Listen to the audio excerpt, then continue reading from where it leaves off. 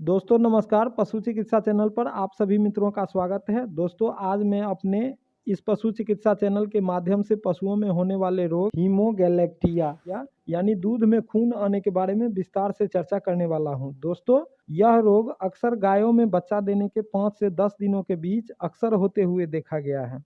ऐसा अक्सर इसलिए होता है क्योंकि न्यूली काफ बॉर्न काव जो होती है पोस्टमार्टम के बाद दूध की ज़्यादा मात्रा यानी अपनी क्षमता के हिसाब से पूरा दूध करती है।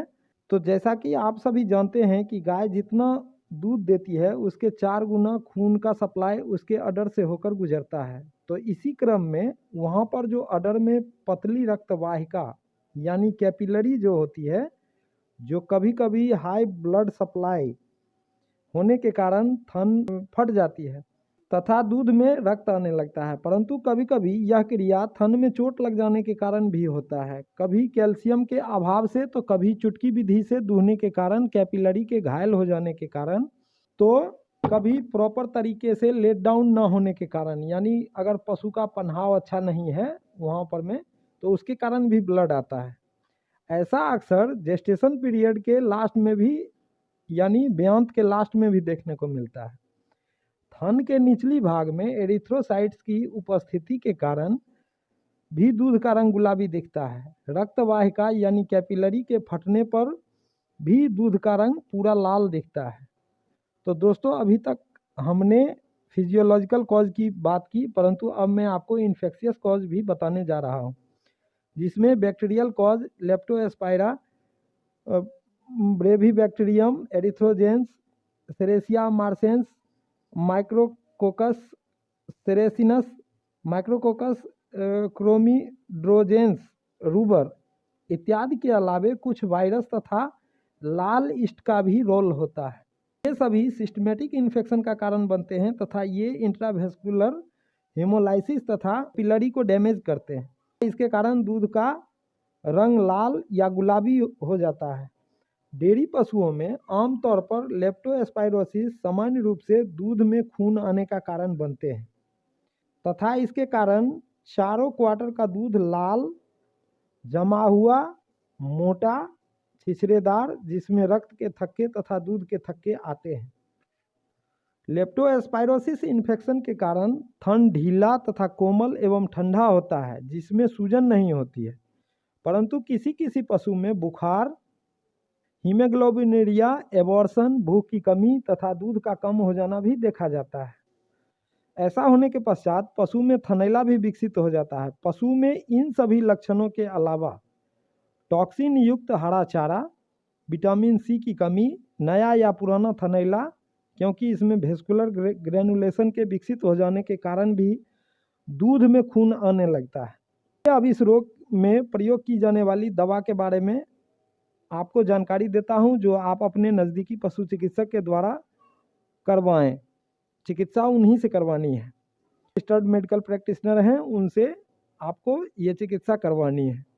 रोग में सबसे पहले वैसोकंस्ट्रिक्टर यानी रक्तवाहिका जो डायलेट है उसको सुखाने वाली दवा के साथ रक्तरोधी, हीमोस्टैटिक तथा रक्त को थक्का बनाने वाली दवा के साथ कैल्शियम बोरोग्लूकोनेट यानी माइफेक्स साथ इसको 300 ml ही देना है। वेरी स्लो आईवी करना है, 3 दिन करना है। जो दूसरी दवा है वह है टेक्साब्लीड। टेक्साब्लीड को क्या करना है कि 10 से 15 ml इंट्रामस्कुलर 4 दिन देना है। के अलावे विटामिन सी का इंजेक्शन 10 ml इंट्रामस्कुलर देना है। और चौथी दवा के रूप में हम क्या करते हैं कि 45 kg 45 kg बॉडी वेट पर 1 ml एड्रेनालिन इंजेक्शन सबकुटेनियस, अगर इसे आप दूसरे तरीके से प्रयोग करें तो आप 5 ml एड्रेनिल को 20 ml NS में मिलाकर थन में चढ़ा दें या इसके स्थान पर 10 से 12 एम्पूल इंट्रामस्कुलर दे दें। पांचवी जो दवा है एंटीऑक्सीडेंट का उपयोग करने हेतु तो आप एसिटाइलसिस्टीन 200 mg पर सेकेंड 500 ml मिनरल वाटर में मिलाकर 4 सतह के कपड़े में इस दवा को छानकर इस घोल को डेक्सट्रोज 5% 2 बोतल को गर्म कर बॉडी टेम्परेचर पर ठंडा कर डेक्सट्रोज 1 लीटर तथा एसिटाइलसिस्टीन के घोल को IV 500 ml IV कर दें। अब इन सब के अलावे ग्रामीण स्तर पर रस कपूर 2 पीस एक केले में डालकर दिन में 2 बार 4 दिन तक उपयोग करने से भी साधारण ब्लीडिंग से निजात पाया जा सकता है। यानी जो आयुर्वेद में जो आपको इसकी जो चिकित्सा करनी है वह क्या है कि रस कपूर जो मीठा कपूर होता है उसको हम क्या करते हैं कि एक केले में 2 कपूर को डाल करके दिन में 2 बार सुबह शाम 4 दिन तक उपयोग करते हैं। इससे जो नॉर्मल जो ब्लीडिंग होती है यानी दूध का रंग जिसमें गुलाबी होता है वो ठीक हो जाता है। एंटीबायोटिक के रूप में अगर दूध में खून आने का कोई स्पष्ट कारण न समझ में आए तो आप थन में मम्मी प्रोटेक्ट ट्यूब इन्फ्यूज कर सकते हैं तथा मांसपेशी में DCR जिसको हम स्ट्रेप्टोमाइसिन कहते हैं उसको 25 mg पर kg बॉडी वेट के हिसाब से इंट्रामस्कुलर 3 to 5 डेज इसका उपयोग करना है। इन सब के अलावे यानी इसके स्थान पर गांव में जैसा कि मैंने अपने चिकित्सा क्षेत्र में देखा है कई किसान बताते भी हैं कि आलू को भी ग्रामीण स्तर पर विटामिन C का स्रोत माना गया है। इसमें प्रचुर मात्रा में विटामिन C होता है।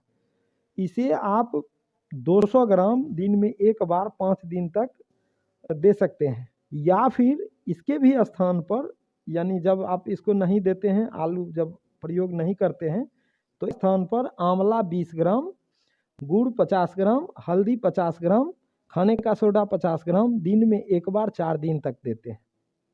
अब अगर ये भी नहीं करते हैं इसके अलावे एक फ्लेक्स ट्रीटमेंट जो होम्योपैथी में है उसके बारे में मैं आपको अभी बता रहा हूँ। इसमें 8 दवाओं का योग है या 8 दवा अलग अलग लेकर उसका मिश्रण बनाते हैं बड़ी सी बोतल लेकर के।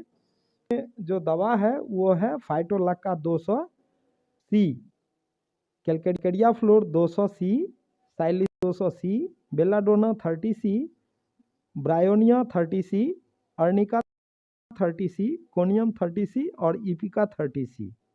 इस चीज़ को जान लीजिए कि 200C, Calcarea fluor 200C, Silicea 200C, Belladonna 30C, Bryonia 30C, Arnica 30C, Conium 30C और इपिका 30C। इन 8 के मिश्रण को तैयार करवाकर 20 बूंद दिन में रोग ठीक होने तक जीभ पर डालें या रोटी पर डाल करके इसको खिलाएं तो और अच्छा। दोस्तों ये था हमारा दूध में खून आने पर पशुओं में दी जाने वाली विभिन्न प्रकार की चिकित्सा जिसमें एलोपैथ, होम्यो और आयुर्वेद। मैंने भी से इस प्रकार की चिकित्सा की जो पद्धति है वो आपसे अपना अनुभव साझा किए हैं। अच्छा लग रहा है कमेंट अवश्य ही करें और आप नए हैं हमारे चैनल पर तो चैनल को कृपया सब्सक्राइब करने का कष्ट करें और इन सब पद्धति अलावा अगर आपके यहाँ अगर कोई दूसरी पद्धति है तो उसको कमेंट में शेयर करें। तो आपका दिन शुभ हो। धन्यवाद।